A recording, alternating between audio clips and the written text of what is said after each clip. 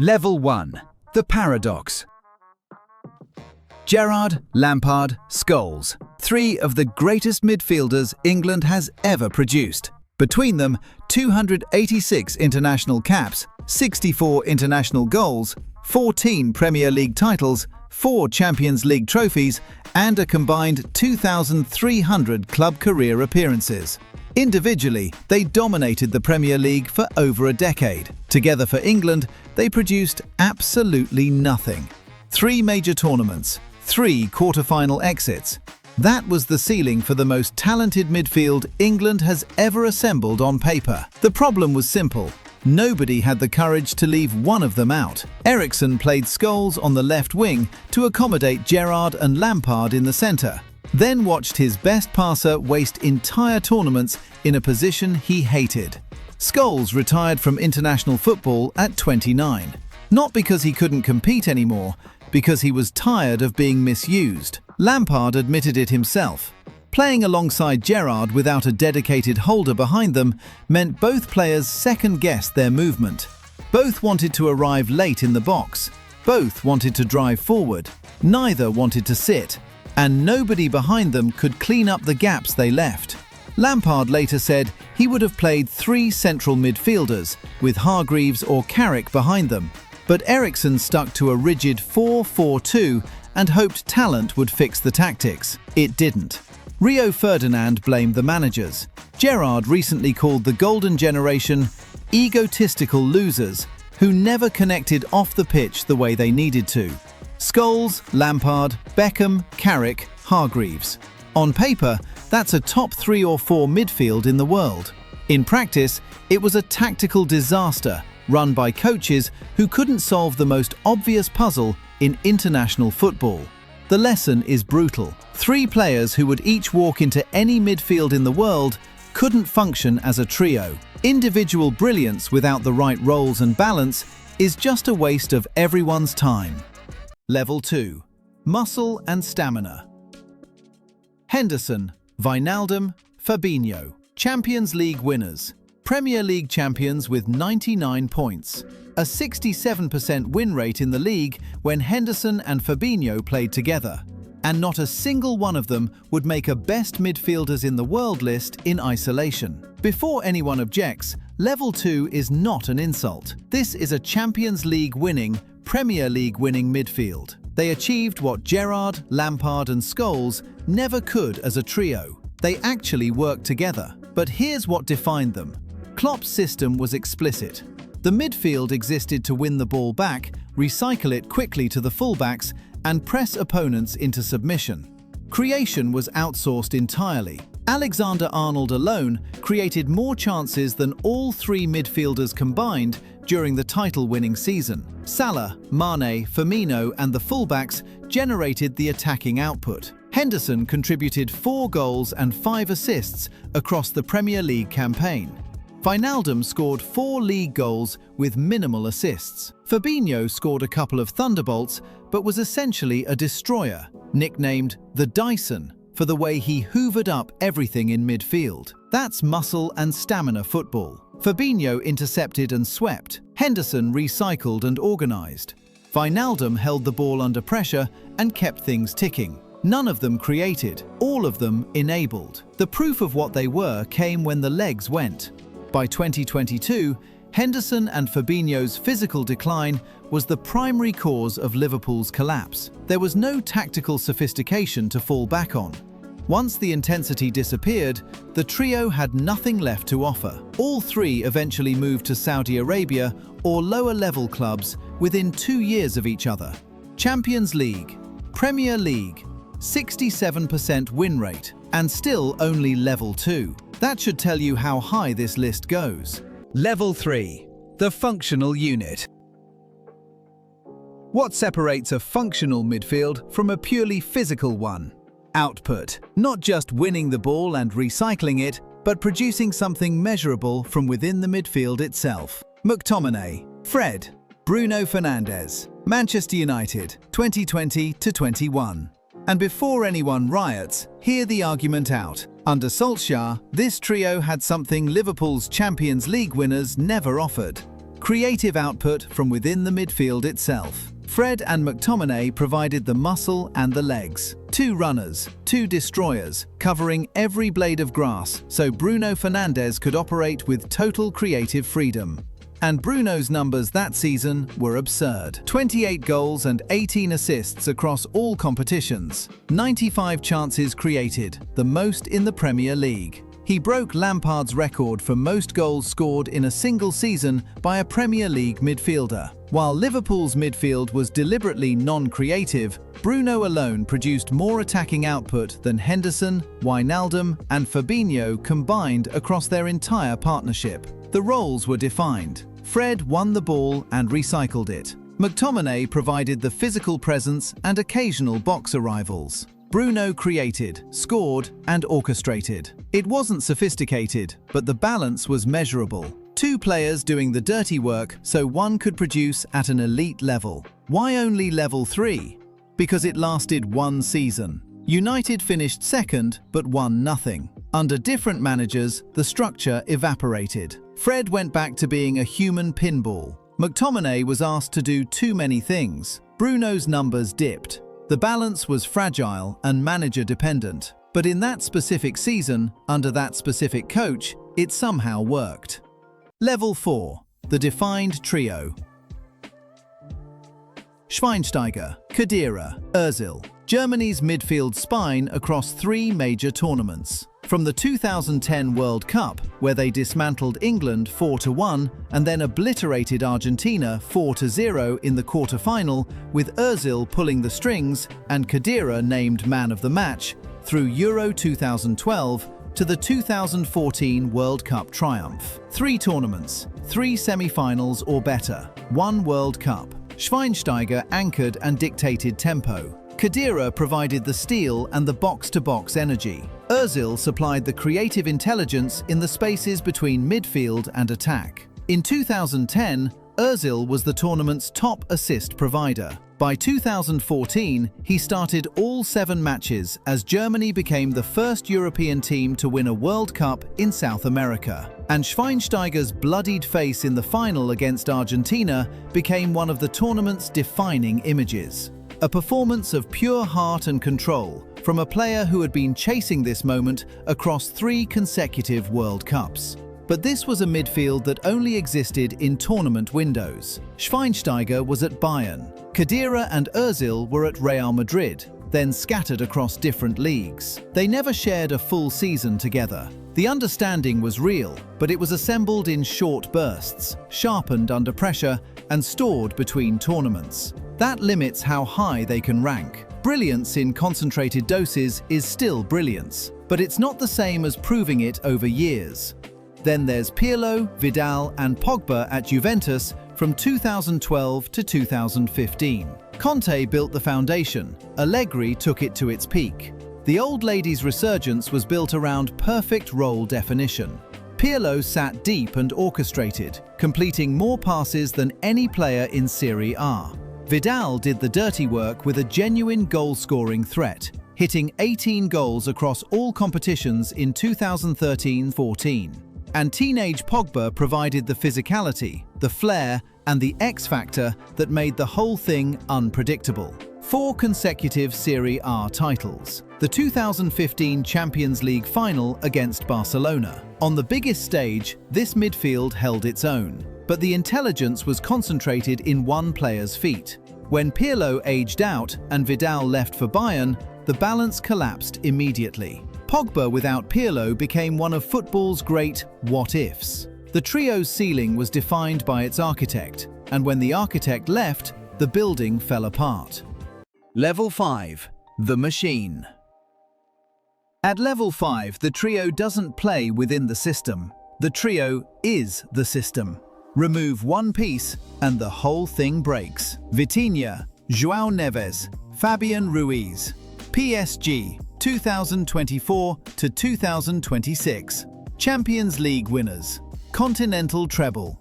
And the clearest proof of their importance, through November, every single point PSG dropped in the league came when at least one of Neves or Ruiz was injured. Marquinhos called Vitinha the one who controls our game, our maestro in midfield. Neves, at 21, has already scored 2 hat-tricks as a midfielder, one for PSG, one for Portugal, been described as a pit bull off the ball and an artist on it, and been compared to Iniesta by his own midfield partner.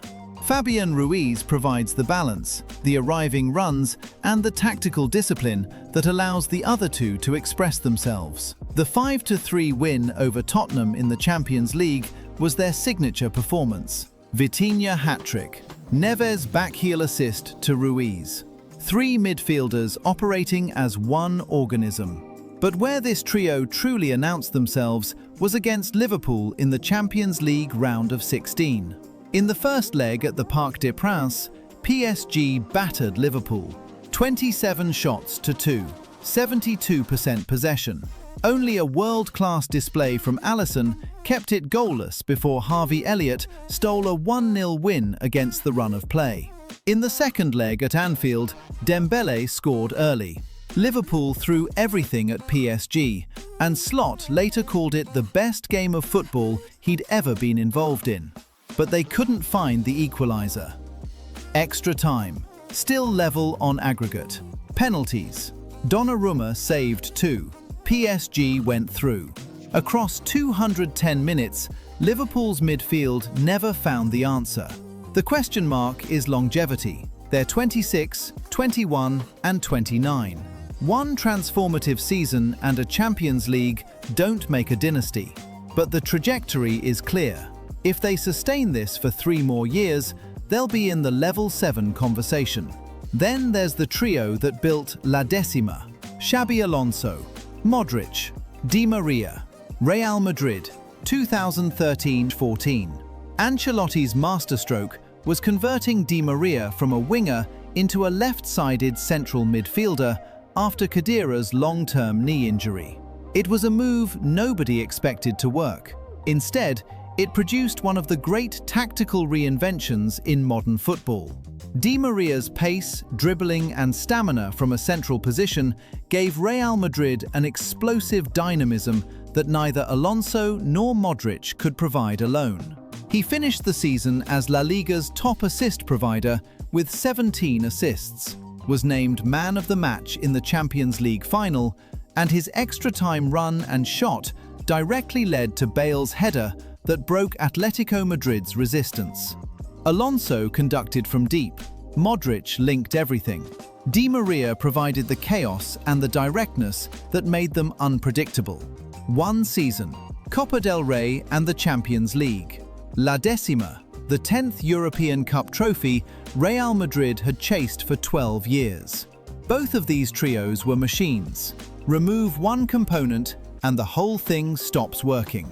Di Maria left that summer, and Ancelotti needed to rebuild the entire midfield balance.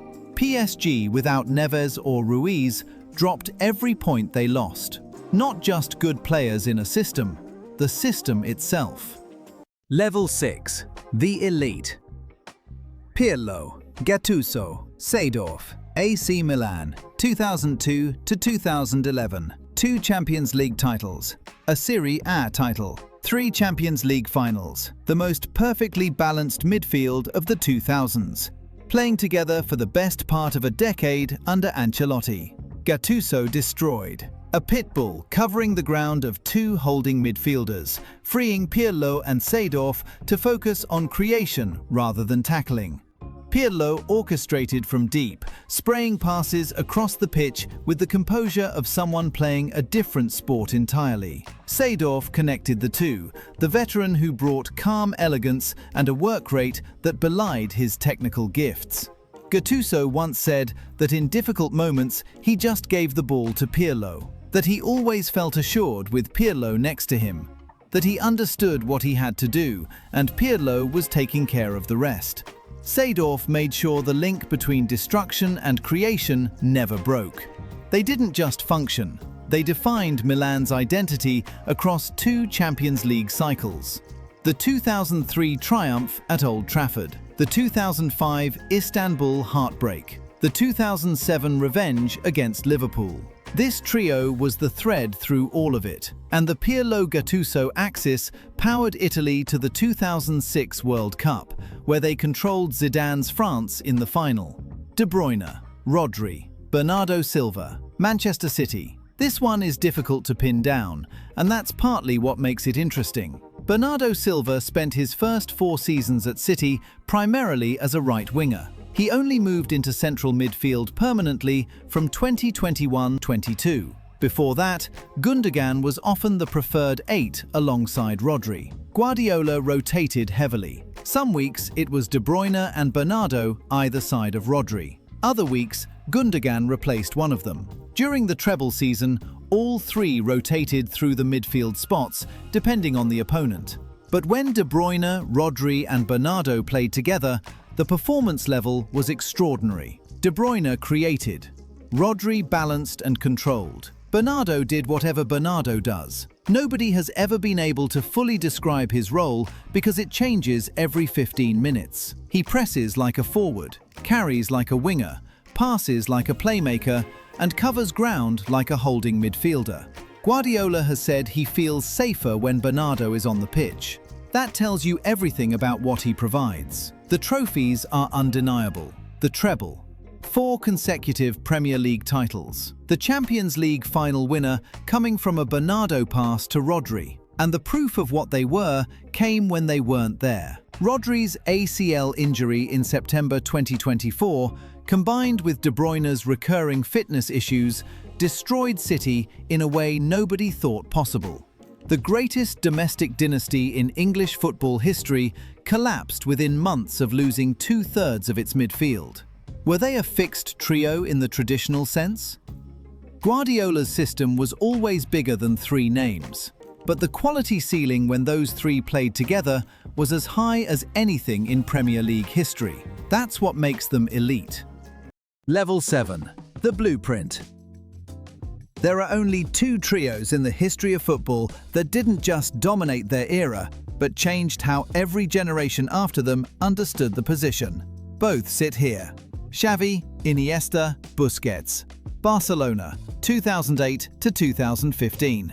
3 Champions League titles, 5 La Ligas. The 2010 World Cup with Spain. Vicente del Bosque said it best. You watch the game, you don't see Busquets. You watch Busquets, you see the whole game. Xavi completed over 90% of his passes, not by playing safe, but by making the right decision every single time. Iniesta glided through spaces that didn't exist for other players. His first touch took him away from pressure. His second opened a passing lane. His third started an attack. They didn't just win, they changed how football itself understood midfield. Possession as control. Pressing as recovery, positional play as philosophy. Tiki-taka became a household word because of these 3. Every elite team in the world now teaches principles they pioneered. Coaches from Lowe to Guardiola to Luis Enrique built World Cup and Champions League winning teams on the foundation these 3 created. The blueprint, the standard, the reason Level 7 exists. And then there's the trio that proved you didn't need that blueprint to dominate Europe. Modric, Kroos, Casemiro. Real Madrid, 2015 to 2022. 4 Champions League titles, 3 consecutive, from 2016 to 2018. Unprecedented. After Di Maria left Real Madrid in 2014, Casemiro returned from a loan spell at Porto and became the permanent anchor under Zidane. That single shift transformed the midfield's identity entirely. Casemiro provided the shield that allowed Kroos to play without defensive responsibility. Modric linked everything between destruction and creation with a footballer's brain that seemed to operate 2 seconds ahead of everyone else on the pitch. Kroos controlled tempo with near 95% passing accuracy. Ancelotti called them the Bermuda Triangle. The ball disappeared whenever opponents entered their zone. Barcelona's trio changed the philosophy of football. Real Madrid's trio proved you could conquer Europe without that philosophy. Controlled pragmatism, tempo manipulation without obsessive possession, the experience and composure to win knockout rounds that younger, faster players couldn't. 2 trios at level 7, two philosophies. Both transformed the sport. The debate over which was greater has no answer, but the fact that you're already forming your opinion is exactly the point. From paradoxes to blueprints, every level has value. Where did we get it wrong? Which trio did we overrate or underestimate? Tell us in the comments.